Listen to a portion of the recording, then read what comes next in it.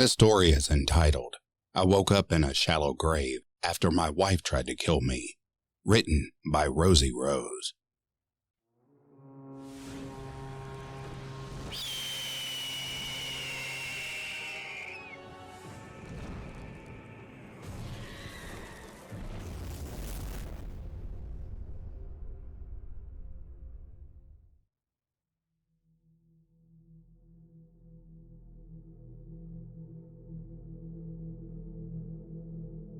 It was cold, and I could feel water and mud surrounding my body.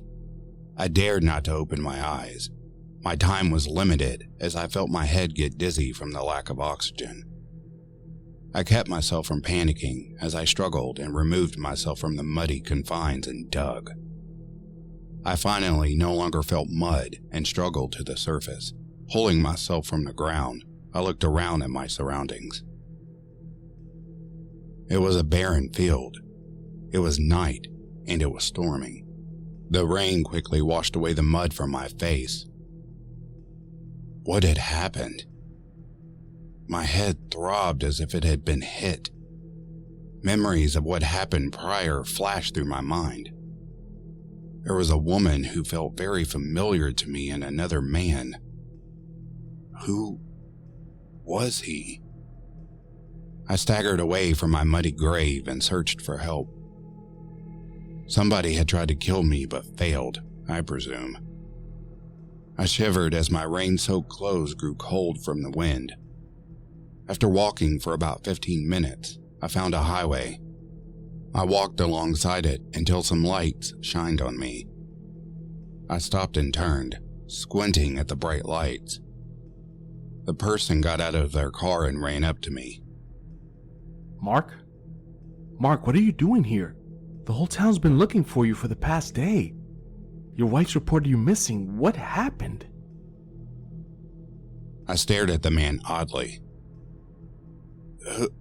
Who are you? He looked taken aback. It's me, your friend from high school, Phil. Don't you remember me? The name sounded familiar, but I couldn't recall much about this man, Phil. I shook my head at his question. Well, surely you at least remember your wife, Jennifer, don't you? He asked instead. I thought for a moment. Her name sounded familiar, and I felt like I knew her, but my head continued to throb painfully. I guess that ain't important at the moment. Let's just get you out of this rain. The man, Phil, said as he led me to the passenger door of his vehicle. I got in and he drove us into town. Let's take you to the ER first, okay? We'll get you checked out. Hey, Phil, who is, Jennifer? I asked with a scratchy voice. He looked flabbergasted. Jennifer is your wife. You've been married for 8 years now. You and her were high school sweethearts. How could you not remember? I rubbed my head. I don't know. My head hurts a lot. I was brought back into the ER and a nurse took me to a bed. Just lay here for now, Mark. I'll hook you up to an IV to get you some fluids. I nodded my head, showing her I understood what she was saying. A doctor walked in. Hey, Mark. Can you tell me if you were hurt anywhere? The back of my head keeps throbbing painfully, I said. The doctor looked at my head. You have a gash on the back of your... nothing is broken, but you'll need stitches. I nodded my head. Okay. The doctor then asked, Mark, do you know what day it is? I thought for a moment, but no date came to mind. No, I don't. The doctor sighed. I heard from Phil you don't know who he or your wife is. Do you recognize me? Or the nurse? No. Who are you? I asked. I'm one of your high school friends, Scott. This is my wife, Olivia. He said. You both sound familiar, but I'm sorry, I can't really recall much, I stated. All right, that's fine, Mark. We're going to get you fixed up. Don't worry about a thing, Scott said. He cleaned the wound on my head and numbed it up. He then stitched it up. All right, Mark. We're going to keep you in the hospital for now to make sure there are no further problems. It seems like you have dissociative amnesia. You can't remember things about yourself or your friends and family. This shouldn't last too long. Hopefully you'll recover from it quickly. I nodded my head. Thank you. All right. Get some rest, Mark. Glad to have you back safely, Scott said.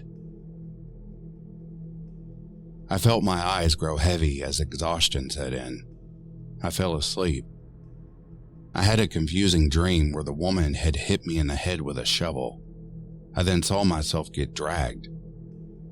Is this what happened to me? Who did it? Light shined in my eyes and I woke up. It was no longer raining and was actually a sunny day. The nurse from last night, Olivia, came in. Hey, Scott, how you doing? I brought you some breakfast. Hope you're hungry, she said as she set my food down on the table and then extended it across me. I smiled. Oh, thank you. I'm starving. By the way, we've contacted your wife.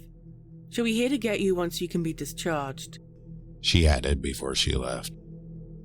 I ate my food and waited patiently for the tray to be taken. This time, both Scott and Olivia came. Olivia got my tray as Scott checked me out. You look good.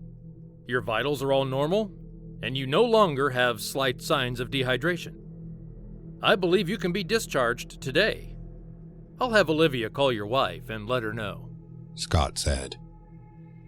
I nodded. Okay, thank you. Scott took the IV out and left the room. After about 30 minutes, Scott walked in with another woman. Mark, this is your wife, Jennifer. I already told her about your amnesia, so don't worry, Scott said. She held a thing of clothes in her hand, but her facial expression looked like she was extremely nervous and scared.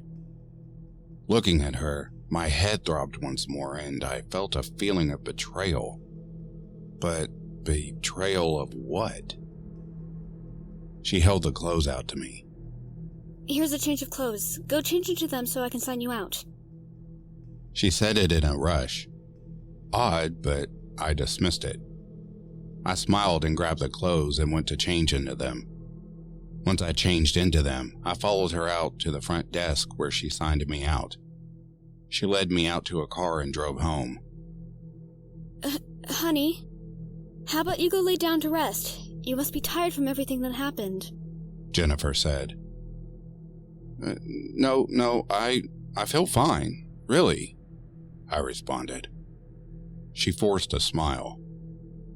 No, seriously, I insist. Just go rest. She led me to the couch and had me lay down. She placed a blanket over me and ushered me to sleep. I closed my eyes despite the fact that I didn't feel tired. She left the room, and not shortly after, I heard her on the phone with someone. I don't know. I thought that hit to his head would have killed him. There was a pause, and then she said, Yeah, I can't believe it. We went through all that trouble, and he is still alive. Ugh. Just get over here so we can deal with this properly. What the hell was she talking about? And just like a light bulb coming on, everything came back to me. One day prior. I had just gotten home. I had gotten off a little early, so I wanted to surprise Jennifer with some flowers. I walked through the door, but didn't see her. I know she is here. Her car is out front. I checked the kitchen, the laundry room, and the backyard, but nothing. I was walking up the stairs when I heard some sounds from our bedroom. I rushed to the room and opened the door. There, in our bed, was my wife and some man I didn't even know. She gasped and tried to cover up. Mark, it's not what you think, I promise. I felt disappointed, hurt, and betrayed. Yeah, whatever. Don't let me interrupt you. I'll just leave. I dropped the flowers on the floor and turned and walked away. I started to walk down the stairs when I felt some hard and heavy collide with the back of my head. I fell down the stairs and glanced up to see my wife with a shovel in hand and the man right behind her. Oh God, what do we do? She said, freaking out. My vision was going black as I felt my body being pulled.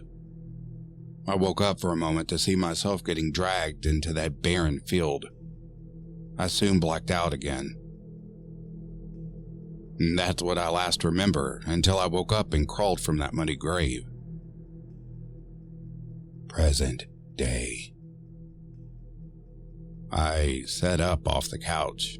The man hadn't yet arrived and Jennifer was pacing in the kitchen. When I entered, she turned pale white. Mark, did you hear anything? She stammered out. I heard everything, and I know enough. How could you cheat on me and then attempt to kill me? I said. It's not what you think. I was forced to. She cried. You can tell your story to the police. They'll be here any minute, I said. She stopped her crying and in an instant grabbed a kitchen knife and charged at me. I grabbed her arms to keep her from stabbing me. I heard sirens going off in the distance that were getting closer. I twisted the knife out of her hand and it clattered on the floor. She tried scratching me and biting me. If only you had stayed dead! This wouldn't have happened! I could have been happy! She screeched out. Do you hear yourself? You sound crazy, I said. The police busted into the house and tased her. I let her go and let them tend to her. I walked outside to give my testament and saw that man handcuffed in the back of a police car. How could the woman I loved try to kill me? I thought she loved me, but I guess not. After giving my testament, I saw Phil walk over. Hey, I heard what happened. Are you alright? He asked. Yeah, I guess, I responded. Maybe now, things will be alright.